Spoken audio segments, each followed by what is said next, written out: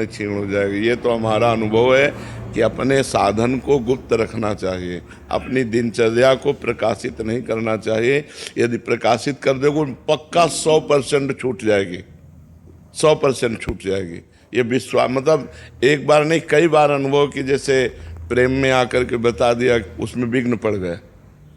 मतलब ये बिल्कुल विश्वास करो, आप अपना जो भजन करते हैं कभी कोई जान न पावे, आपकी पवित्र दिनचर्या न जान पावे, तभी बात बनेगी। जैसे आप अपने धन को छुपाते हैं, ऐसे भजन को छुपाना चाहिए, प्रेम को छुपाना चाहिए। किसका प्रश्न है, तो समझ पा रहे हैं आप? आदर्श सिंह जी लखनऊ से। श्री हरिवंश महाराज जी बिंदु जी महाराज जी का एक पद है, दास रघुनाथ का नंद सुत का सखा, कुछ इधर भी रहा कुछ उधर भी रहा। महाराज जी मेरी भी स्थिति कुछ ऐसी ही है। महाराज जी मैं सीताराम जी के चरणों के प्रति अनन्य होना चाहता हूँ, क्या इससे मेरी अनन्यता पर कोई फर्क पड़ेगा, जबकि हृदय में श्री जी और श्रियाराम में कोई भेद नहीं, नहीं होगा? तुलसीदास जी महाराज विनय पत्रिका भी लिखते हैं और श्री कृष्ण गीतावली भी लिखते हैं। श्याम और राम में कोई अंतर तो है नहीं, पर जब प्रीति की बात आती है तो मुरली मनोहर श्याम सुंदर से कहते हैं कि माना आप मेरे ही स्वामी हो, पर मैं साष्टांग दंडवत तभी करूंगा जब मुरली की जगह सारंग हो और प्रियाजू की जगह सियाजू हो। उनको बनना पड़ा।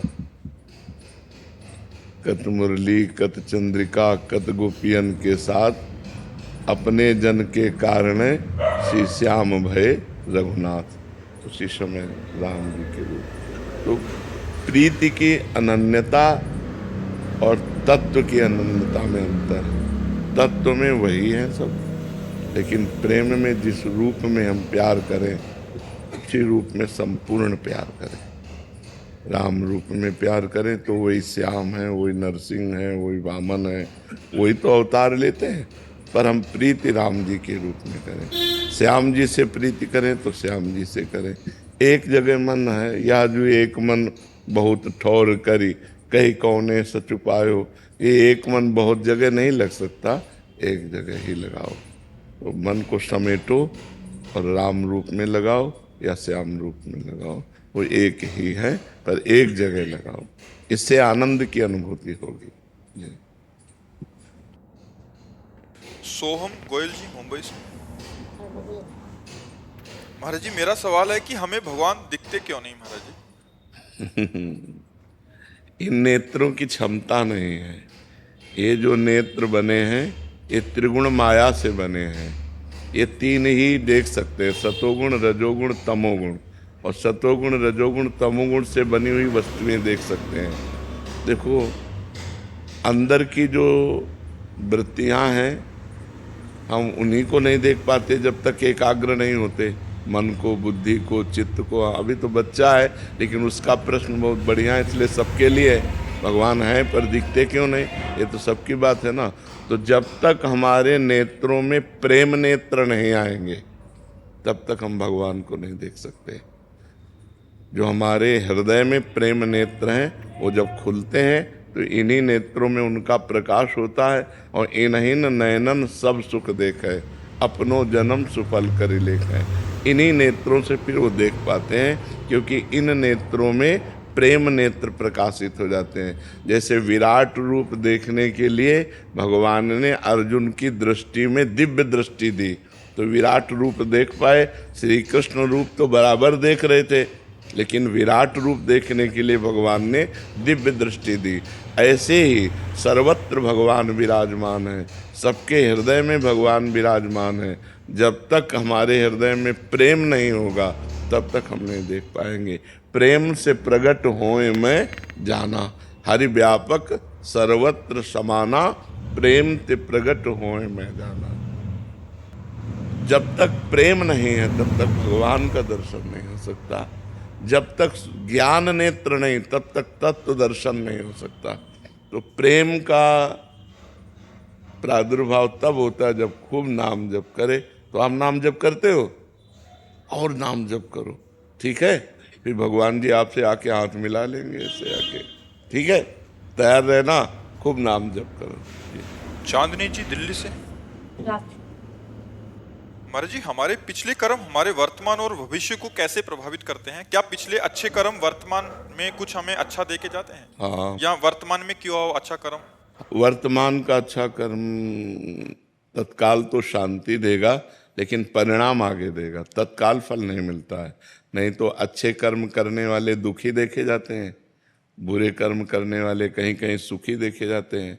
तो वर्तमान में वो बुरा कर रहा है तो उसका परिणाम भविष्य बुरा होगा। वर्तमान में भला कर रहा है तो उसका परिणाम भविष्य अच्छा होगा। वो हो सकता है अगले जन्म में मिले, लेकिन अभी वर्तमान में जो हमें भोगने को मिलेगा वो पूर्व कर्म का मिलेगा। हम बुरा करें या भला करें उसका कोई परिणाम अभी नहीं मिलेगा, अभी हमें पूर्व का मिलेगा।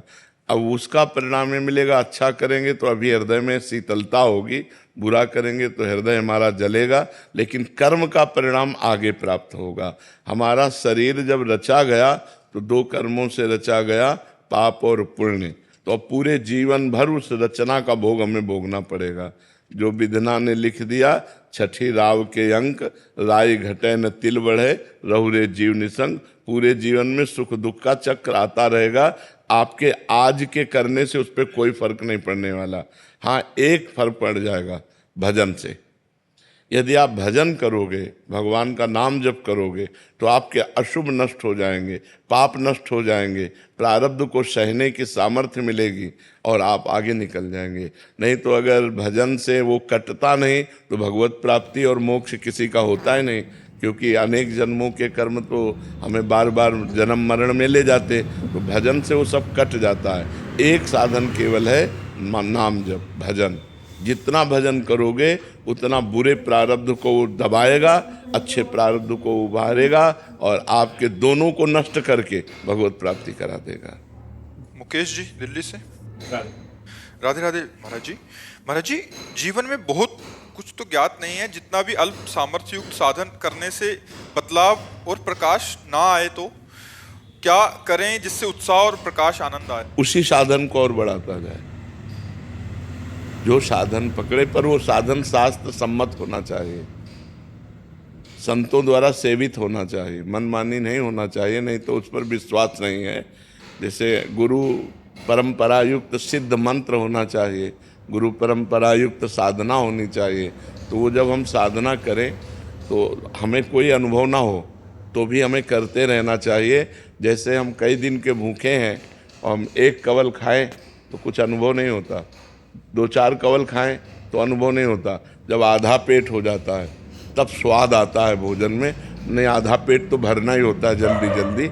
ऐसे ही हम अनंत जन्मों में दुष्कर्म हुए हैं, अनंत जन्मों में पाप हुए हैं। तो हमारा जो साधन है पहले उस पाप कर्म को नष्ट करेगा, तब आनंद आएगा। जब वो पाप कर्म नष्ट होगा और जहाँ आनंद आया, अब आनंद बढ़ता ही चला जाएगा, वो क्षीण नहीं होगा। ये हो सकता है 10 वर्ष साधना करने पर नष्ट हो सकता है 10 महीने में नष्ट हो जाए। अब आपकी साधन पद्धति कितनी जोर की है, उतने जोर का वो आक्रमण करेगा, आपके पूर्व पापों पर आक्रमण करके जब उसको विध्वंस कर देगा आपका भजन, तब आपके अंदर आनंद की अनुभूति होगी। नहीं तो 10वें वर्ष साधना करने पर हृदय जलता है, काम क्रोध आते रहते हैं, बड़ा विघ्न दिखाई देता है, वो सब कूड़ा करकट साफ कर रहा है। साधन कभी व्यर्थ नहीं जाता, क्योंकि अविनाशी का जो साधन है वो अविनाशी होता है, तो वो उसका विनाश करेगा ही करेगा। हमें धैर्यपूर्वक अपने साधन में लगे रहना चाहिए और साधन को बढ़ाते रहना चाहिए, पर साधन के विघ्नों से दूर रहे, साधन को छोड़े ना, साधन में आस्था कम न होने पावे और अन्य आचरण पाप के न बनने पावे। तो काफ़ी समय में आपको अनुभव हो जाएगा कि हमारा साधन सफल हुआ। पर साधन छोड़े ना, चाहे सफलता लगे या ना लगे, वो काम कर रहा है। जैसे हम कई दिनों के भूखे थोड़ा भोजन पाएँ तो हमको ऐसा नहीं लगता कि भोजन जाके कुछ कर रहा है, लेकिन वो तृप्ति कर रहा है, वो भोजन तृप्ति कर रहा है। आप पाते रहिए, थोड़ी देर में आपको लगने लगेगा कि हमारी तृप्ति हो गई। ऐसे ही भजन आपका काम कर रहा है, लेकिन समय व्यतीत होने दीजिए और भजन बढ़े, तब वो आपको अनुभव में आएगा कि वो सब पापों का नाश करके, हृदय को शीतल करके आपका परम मंगल कर रहा है। श्री हरिवंश महाराज जी, आपके चरणों में कोटि कोटि प्रणाम। महाराज जी, आपकी कृपा से आपके बताए हुए मार्ग पर चलने की कोशिश कर रहा हूँ, लेकिन महाराज जी कोई भी संकल्प 15 से 20 दिन से ज्यादा उसका पालन नहीं कर जा पाता उसका हूँ। कारण है ब्रह्मचर्य की हीनता। आगे वही लिखा कि मतलब बार बार गिरा देती है ये काम वासना। तो महाराज जी जीवन मतलब मेन पॉइंट जो है वो ब्रह्मचर्य खंडन है। अगर थोड़ा ब्रह्मचर्य पर ध्यान दे दीजिए तो दिनचर्या ठीक हो जाएगी। ब्रह्मचर्यहीन पुरुष की कभी एक दिनचर्या नहीं चल सकती, ये पक्का नियम है। और ब्रह्मचारी की दिनचर्या में कभी फर्क नहीं पड़ सकता। इसलिए कोशिश करो नाम जप करते हुए, पवित्र आहार अल्पाहार लेते हुए, कुसंग का त्याग करते हुए, मोबाइल से या व्यक्ति से कुसंग ना होने पावे, शास्त्र विरुद्ध संग ना होने पावे, और अपने हाथ से कोई ऐसे आचरण न करे, तो फिर ब्रह्मचर्य का पोषण जरूरी है। परमार्थ में चलने के लिए ब्रह्मचर्य अति आवश्यक है। यदि चाहे वो गृहस्थ ही क्यों ना हो, तो गृहस्थ का मतलब थोड़ी कि रोज पे विचार करो, नहीं, एक उसमें भी मर्यादा है। शास्त्र में वर्णन है कि मासिक धर्म के होने के 1 सप्ताह बाद पवित्र होने पर संतानोत्पत्ति के लिए गृहस्थ धर्म में लिखा हुआ है 1 महीने में एक बार संतानोत्पत्ति के लिए मासिक धर्म के 1 सप्ताह बाद बकाया ब्रह्मचर्य रहे। तो गृहस्थ में भी ब्रह्मचर्य की आवश्यकता है। ऐसा थोड़ी कि मनमानी